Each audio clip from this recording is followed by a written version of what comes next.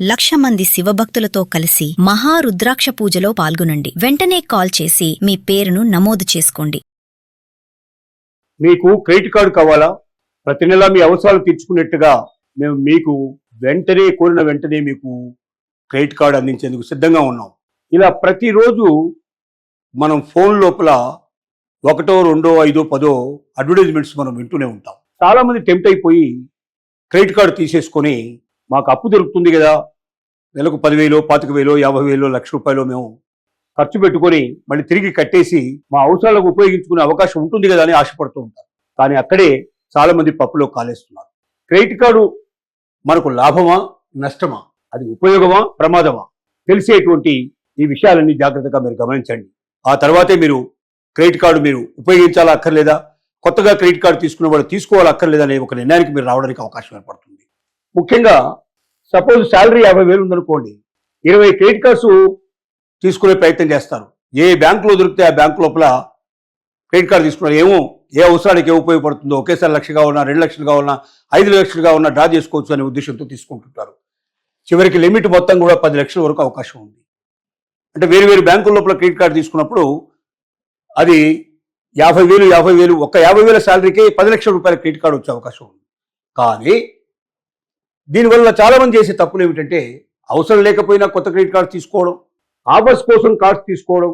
Offers కూడా దొరుకుతుంటాయి. మీరు మా దగ్గర పెట్రోల్ పోసుకుంటే మీకు ఇమీడియట్గా ఇంత డిస్కౌంట్ ఇచ్చేస్తాం, మా దగ్గర ఈ ఐటమ్స్ కొంటే మీకు ఇంత డిస్కౌంట్ ఇచ్చేస్తాం, ఈ క్రెడిట్ కార్డు మీద ఈ డిస్కౌంట్ వస్తుందని చెప్పి ప్రచారం చేసే వాళ్ళు కూడా చాలా మంది ఉన్నారు. ఇలాంటి ఆఫర్స్ కోసం చాలా మంది క్రెడిట్ కార్డు తీసుకుంటుంటారు.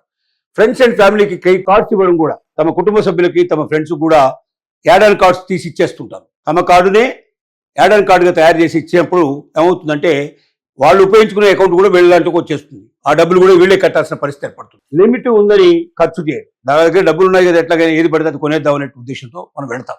ఇలాగా గుర్తుంచుకోవాల్సిన విషయం ఏంటంటే, క్రెడిట్ కార్డు లిమిట్ గుర్తుంచుకోవాలి. ఈ డబ్బు మీది కాదు, బ్యాంకు డబ్బు ఇది. తిరిగి మీరు అనా పైసలతో సహా, వడ్డీతో సహా ఎక్కడ కూడా ప్రతి పైసాను తిరిగి చెల్లించాల్సింది తప్ప ఒక్క పైసా కూడా మీరు వదిలిపెట్టి పారిపోయే అవకాశం మీకు లేదు. ఇది మీరు గుర్తుంచుకోవాల్సిన విషయం. ఇక అసలు ప్రమాదం ఎప్పుడు మొదలవుతుందంటే, ఫుల్గా మనం లిమిట్స్ను వాడుకున్నప్పుడు, లేక మినిమం మాత్రమే కడితే సరిపోతుంది అనుకున్నప్పుడు, లేక బ్యాలెన్స్ రొటేషను చేస్తే వడ్డీ మీద వడ్డీ పెరుగుతుంది. ఈఎంఐ రూపంలో పర్సనల్ లోన్ తీసుకుంటే మనకు కలిగేది ఏమిటి? ఈఎంఐ రూపంలో అసలు ప్లస్ వడ్డీ నెల తగ్గుతూ ఉంటుంది. క్రెడిట్ కార్డు బదులుగా సపోజ్ మీరు ఈఎంఐ తీసుకున్నారు అనుకుందాం.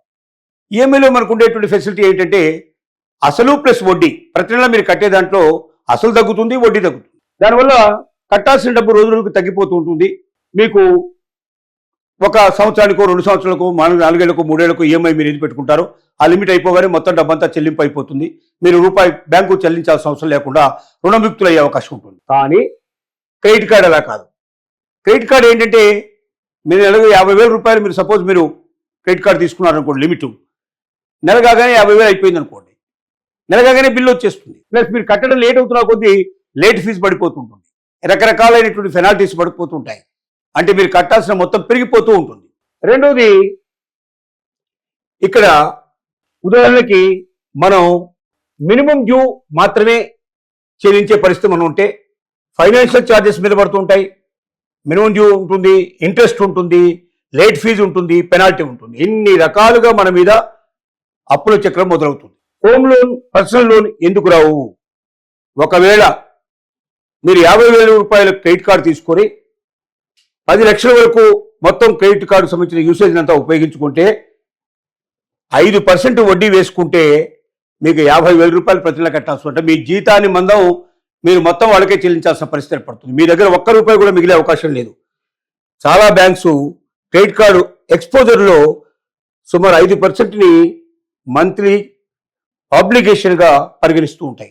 అంటే మీకు వచ్చే శాలరీలో 5% ఖచ్చితంగా దాన్ని కట్టేటట్టుగా ఆబ్లిగేషన్ పెట్టుకుంటాయి. అంటే మీ జీతానికి ఇది సరిపోతుంది. అలాగే ఈ జీతం మొత్తం కమిట్ అయినట్టుగా బ్యాంకుకు అనిపిస్తూ ఉంటుంది. ఈ అప్పుల చక్రం నుంచి మీరు బయటపడాలనుకుంటే, ఒకవేళ మీరు అప్పుల చక్రం మరీ పెరిగిపోతే మీకు నచ్చాలి ఇంకెక్కడ రగులుతా అంటే సిబిల్ స్కోర్ డౌన్ అయిపోతుంది. సిబిల్ స్కోర్ ఎప్పుడైతే డౌన్ అయిందో ఇక మీకు అప్పు పుట్టదు. ఏ రకమైన బ్యాంక్ లోన్ మీకు దొరికే అవకాశం ఉండదు భవిష్యత్తు లోపల.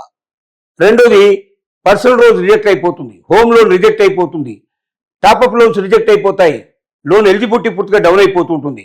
అంటే జీవితంలో మీరు దేనికి కొనగాని వాళ్ళు అయిపోతారు.